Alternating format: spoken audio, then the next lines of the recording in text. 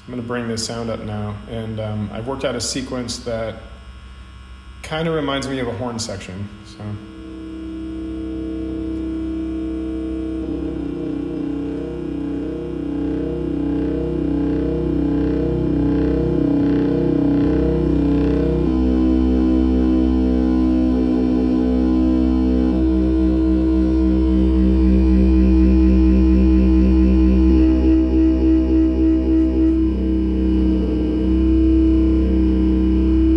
Gesture mapping here corresponds to the signal on the lower transducer. That's the modulation signal, and it has a huge effect on how this operates. So you can see that you can get some really grungy sounds also, but if you tune it, you can kind of lock in that really brassy, low brass sound,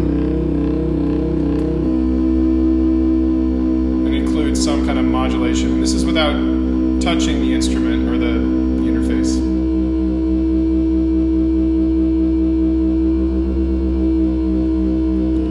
Quite simple. So these are just square wave inputs.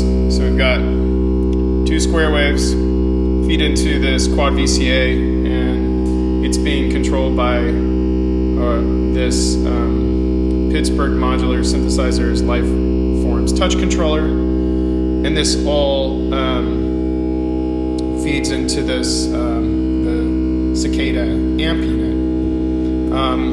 There's one more input here that I'm just using it as a sample and hold or a fixed value, which is the DC offset, and it has a very subtle effect on timbre. So if I shift it all the way negative,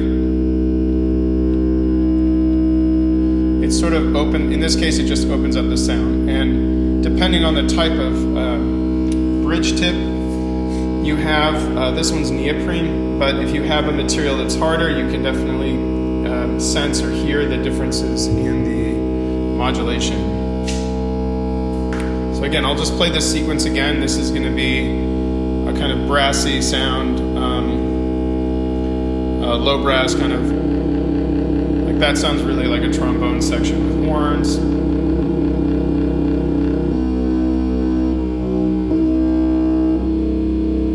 Okay, and that chord progression we can just kind of drop down again to another, pitch reference,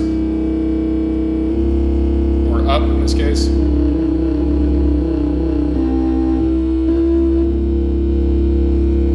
We may even be able to shift this around a little more.